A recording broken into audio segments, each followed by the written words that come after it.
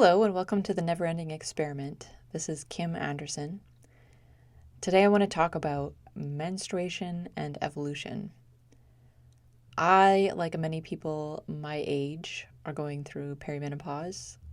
I feel like we're probably the loudest generation that has ever gone through this and had the voice to talk about it publicly. Like many of those women, I am going through a lot of weird symptoms through this phase of life, and what's happening is the hormones are changing and menstruation is shutting down. And it's basically like reverse adolescence. So all of the things that got switched on in adolescence are switching off. I think another factor that's influencing people is pollution and a lot of the toxins in the environment. We've really just taken an onslaught of environmental issues, and I think that's showing up in how women are reacting through this phase of life because it has to do with reproduction. Most people get a talk when they're younger about what menstruation means, and it's one of those things that when you really start to pick it apart, you kind of question, like, what does it actually mean? It's usually presented as you're getting a period because this will allow you to get pregnant. Like, that's kind of the story that we're told. This is a sign that you're reproductive, that you can start having children. But when you really look at why, it starts to get a lot more complicated.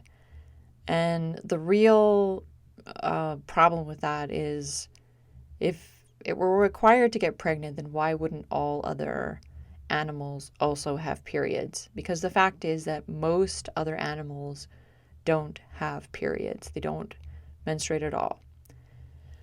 What they do, which would make a lot more sense, they will just go into estrus, which is that they release an egg during a certain cycle, and they get pregnant or they don't get pregnant.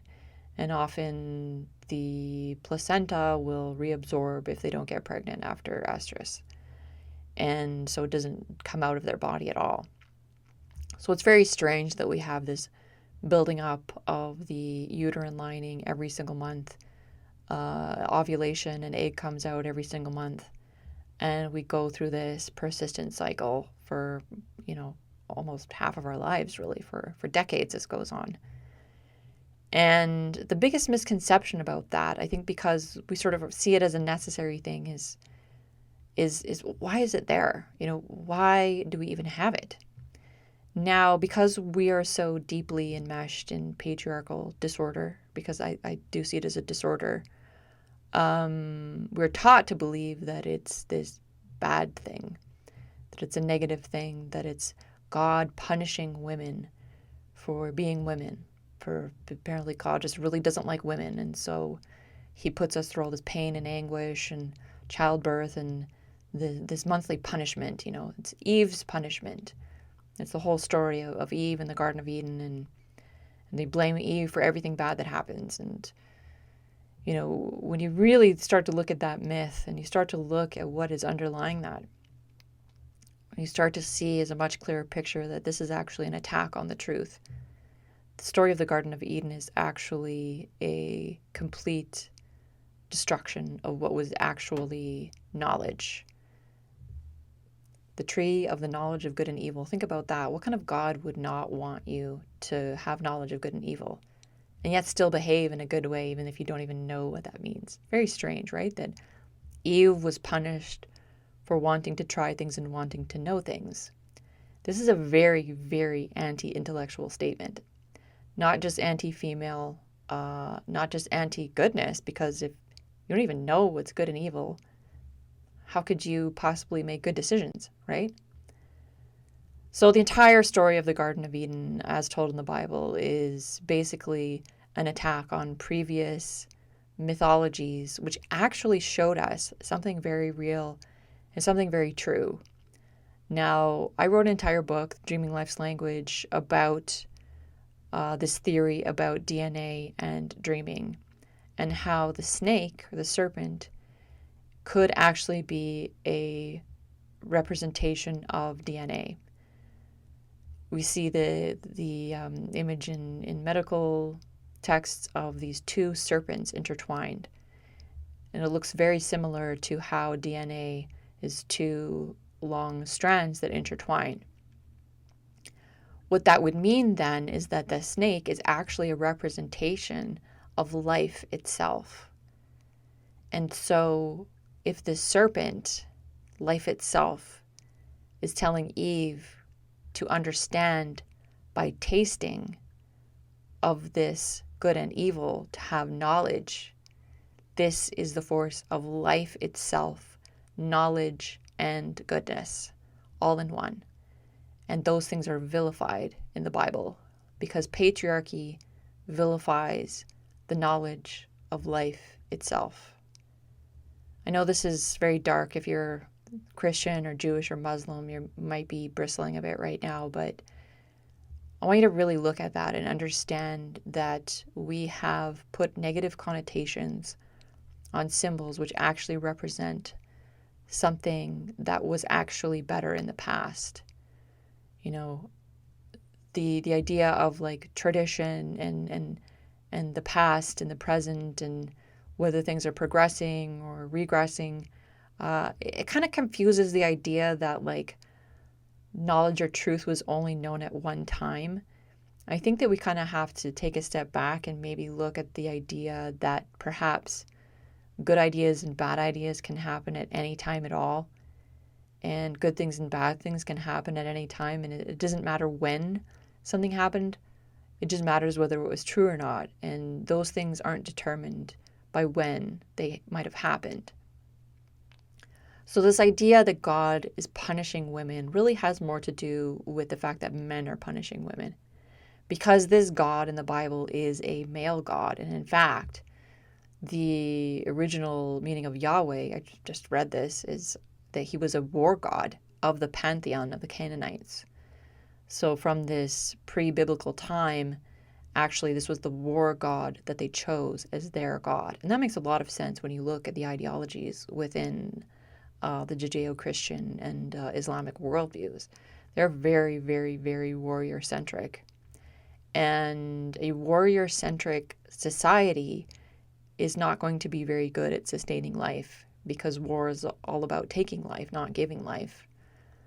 So we need to understand that embedded within many of our mythologies are ideas that came to humanity in a previous age when we had gained knowledge for some time before patriarchal forces came in and started to attack them.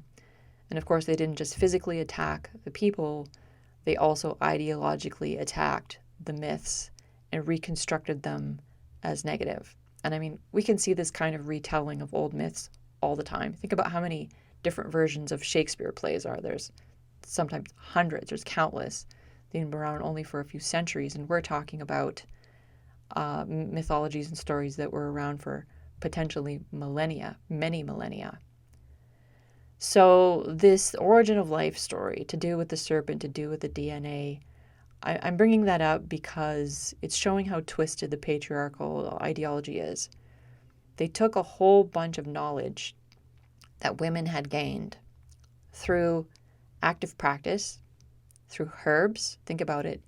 Eve ate an apple, which is from a tree, right? So there's all this herbology knowledge that would have been gained through these matriarchal cultures of the past.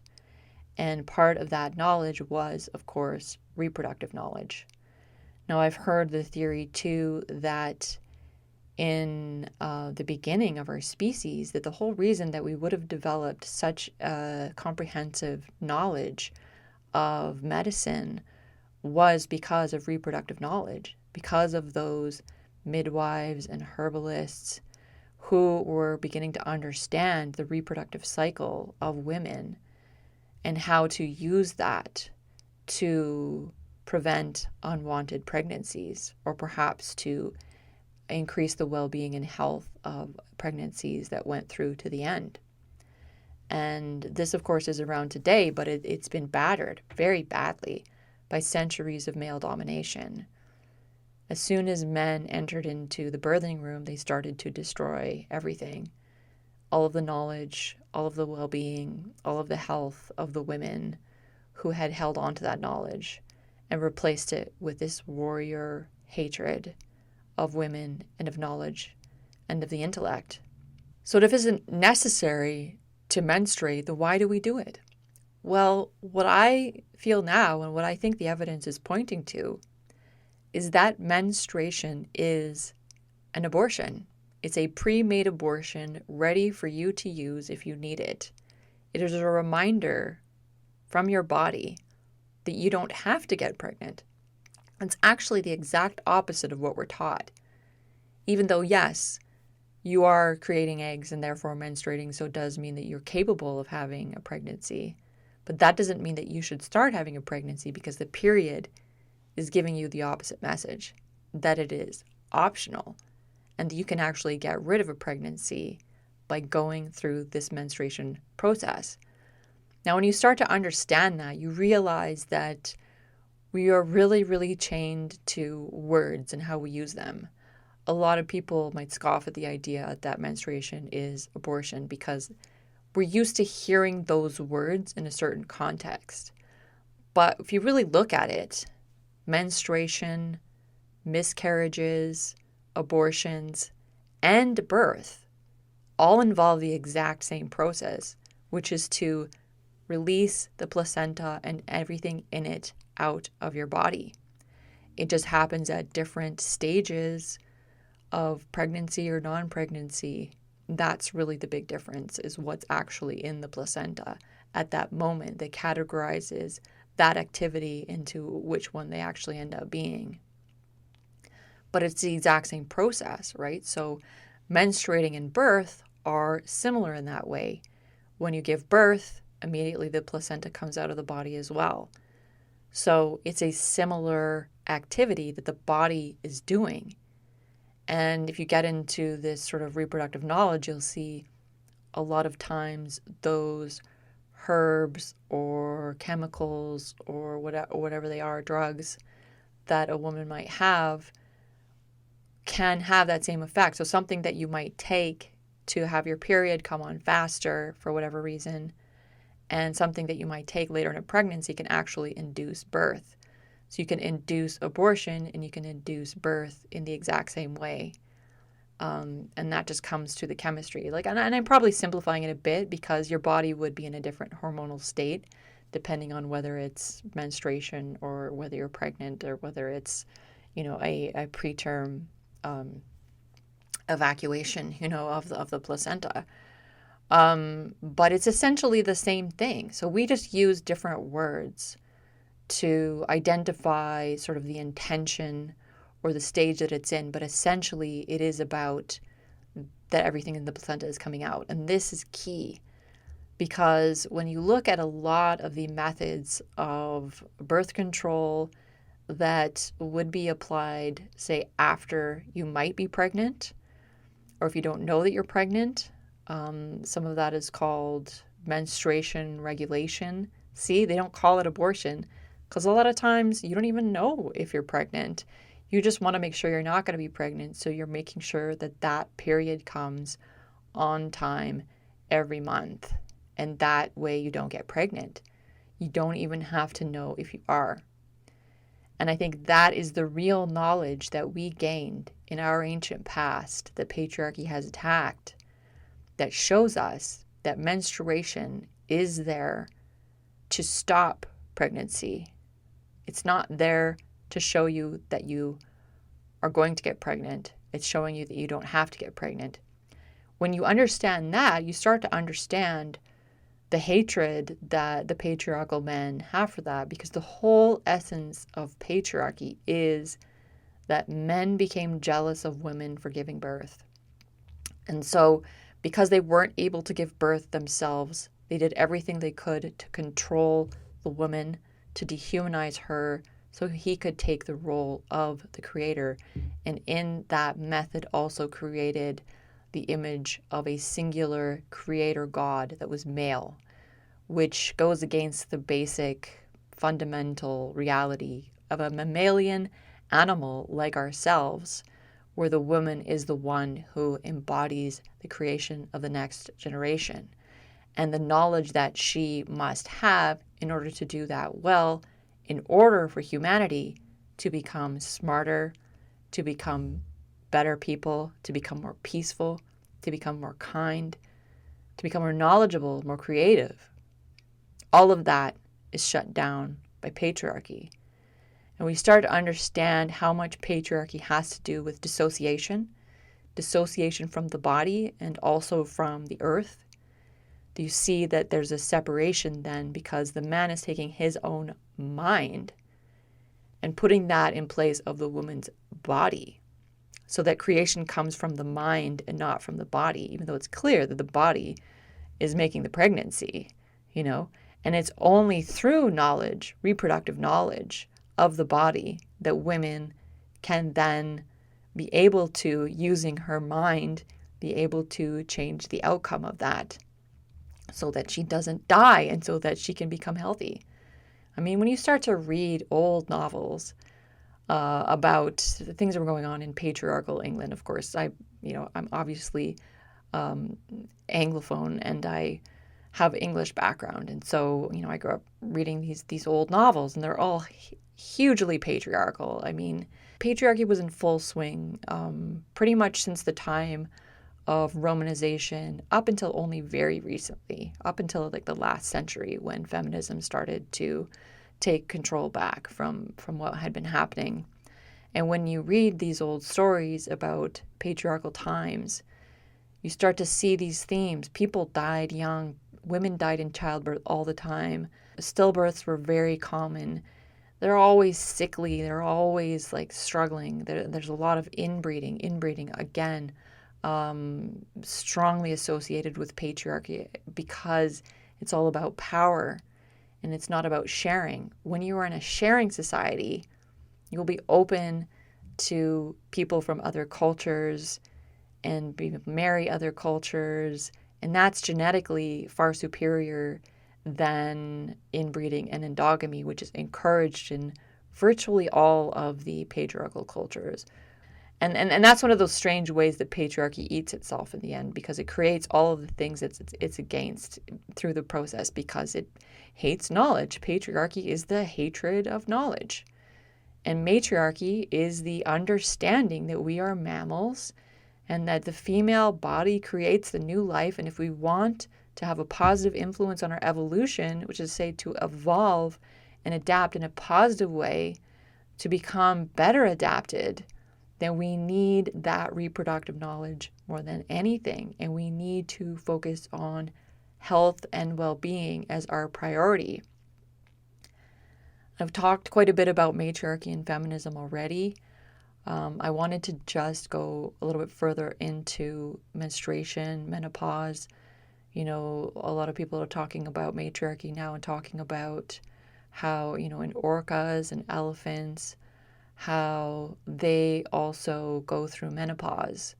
And this is a very, very obvious sign that our primary role as women is not mothers. It doesn't have to be, because we go through this entire phase of life. And I mean, even in patriarchy, where women are so disrespected, it's really incredible how many places on earth there are still way more women of older ages. Like, men tend to die younger. And so this menopausal process seems to lead women to actually live for quite a long time after they are no longer reproductive. Men stay reproductive and then don't make it to the finish line as much as women do. So if having a period is an automatic abortion, you start to understand that actually abortion is pretty easy. Like, our bodies do it naturally. You start to also understand why, when they outlaw abortion, essentially what they're doing is outlawing menstruation. And that's exactly what ends up happening. There are women in jail in countries where abortion is illegal because they had a period at a time when their husband or a man, maybe a woman too, let's face it, a lot of women are patriarchal, didn't think she should. and they are in jail because they had a miscarriage, even in a pregnancy that they wanted and that they wanted to keep. That's how deeply, deeply wrong and confusing the patriarchal mentality really, really is. Now, I was raised purely in patriarchy, Roman Catholic, which is just obsessed with reproduction. And I was raised with this image of the Virgin Mary stepping on a snake. And the underlying message of that is extremely anti-life. And that's ironic given the association of the Catholic Church with pro-life, which is very anti-abortion.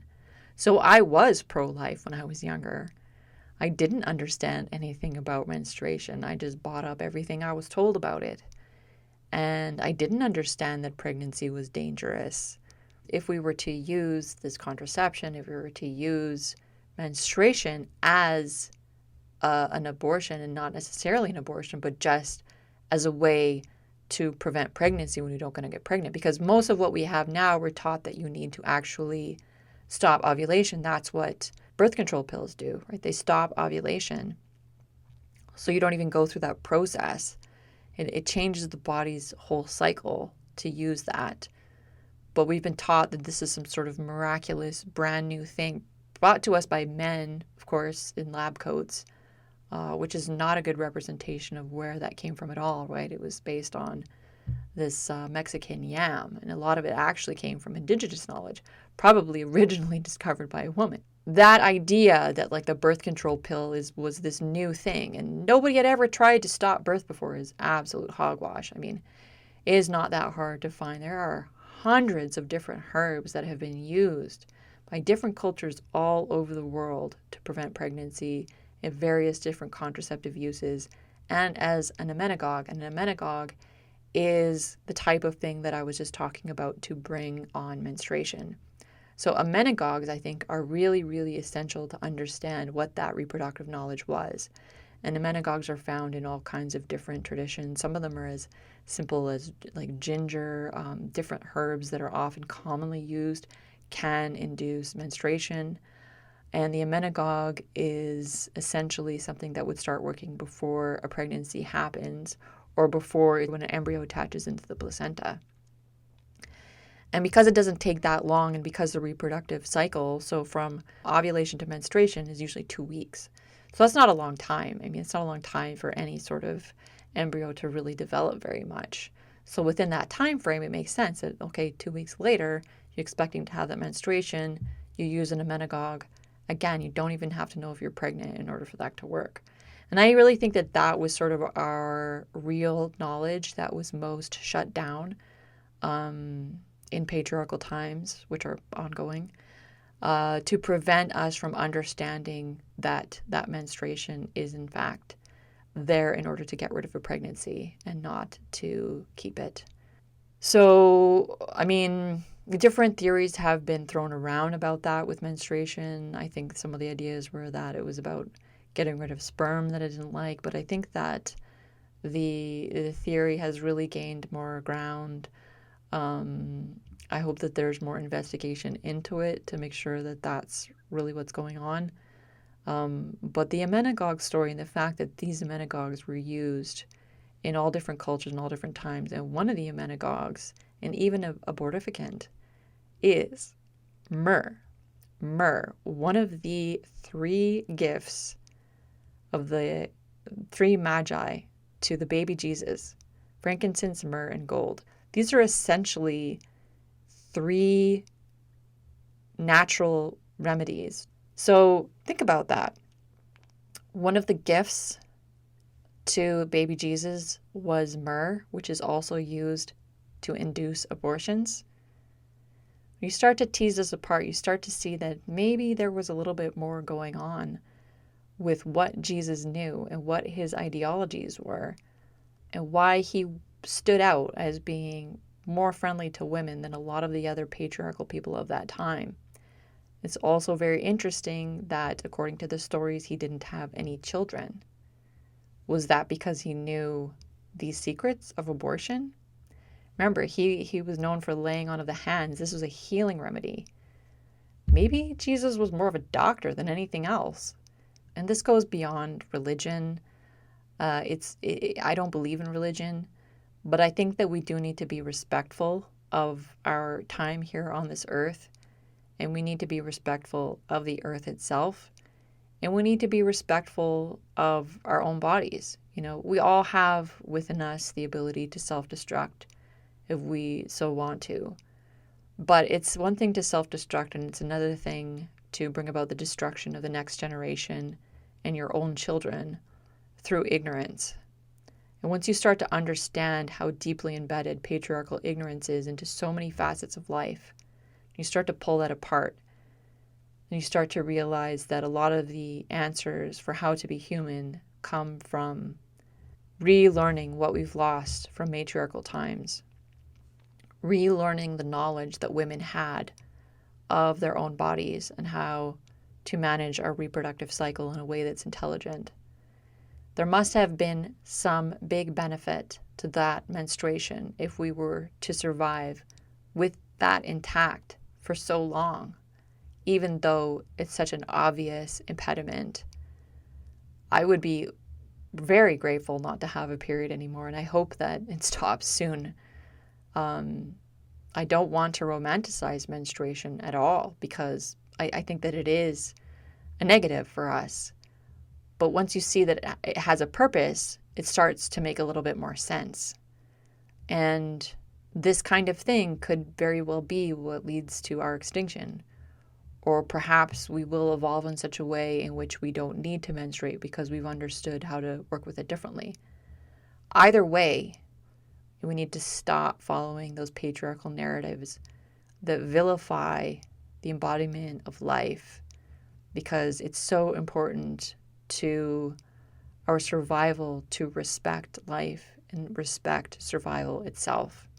And the more that I learn about these contraceptions from ancient cultures and the different herbs that they used, the more it just seems really, really clear to me that we have vast knowledge that we can relearn by respecting Indigenous culture, by listening to them, and also by using science in a non-destructive way in order to better use those medicines instead of just trying to control. Because it's really not so much about control as it is about preventing any sickness or danger or the very harmful problems that come up when you get pregnant at a wrong time when you don't want to be. And I think it's important to know that our bodies are basically built to prevent pregnancy if we need to do that. And relearning that, I think, is really, really crucial. So that's it for today. I'm going to be back in a couple of weeks. And thanks for your time. This is Kim Anderson on The Never Ending Experiment.